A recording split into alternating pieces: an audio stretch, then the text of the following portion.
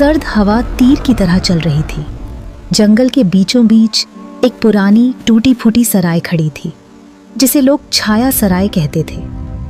यात्रियों का दावा था कि वहां रात को दीपक अपने आप जलते हैं और किसी स्त्री के गीत सुनाई देते हैं। उस रात वीर सेनापति विक्रम राजधानी लौट रहा था, थका हुआ, घायल और मन से टूटा हुआ, क्योंकि युद्ध में उसे हार मिली थी।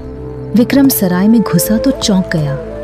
अंदर एक सुंदर युवती बैठी थी, लाल चुनरी में। विक्रम बोल पड़ा, इस सुनसान जंगल में आप अकेली, इस सराय में? युवती मुस्कुराई। यात्री को भोजन मिले और आराम, वही काफी है। नाम लीला है।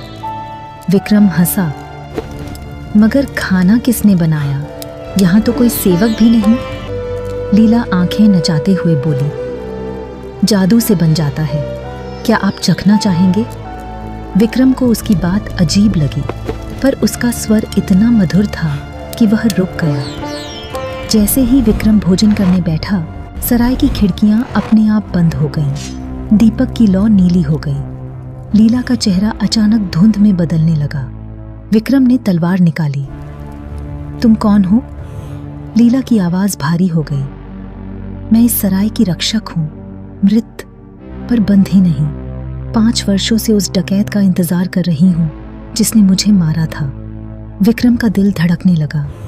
लीला आगे बोली, लेकिन तुम पहले यात्री हो जिसने मुझे देखकर डरकर भागने की कोशिश नहीं की। उसका चेहरा स्थिर हुआ और वह फिर सामान्य दिखने लगी। लीला ने कहा, विक्रम, तुमने हारकर जीतने की उम्मीद छोड़ दी है। अगर मैं मृत्यु के बाद भी न्याय का इंतजार कर सकती हूं, क्या तुम जीवित होकर भी दोबारा लड़ाई नहीं लड़ सकते? विक्रम की आंखें भीग गईं। उसने हिम्मत जुटाई। तुम सही कह रही हो।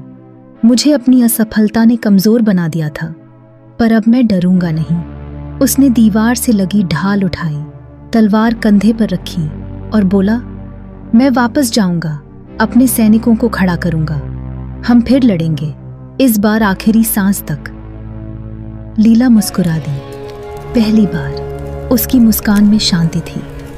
विक्रम बाहर निकलने लगा, मुड़कर बोला, युद्ध जीतने के बाद मैं स्वयं उस डाकू को सजा दिलाऊंगा।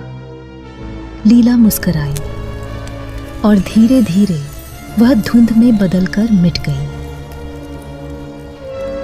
अगर आपको ये कहानी अच्छी लगी हो तो कृपया लाइक करें, शेयर करें और कमेंट में अपने विचार ज़रूर बताएं।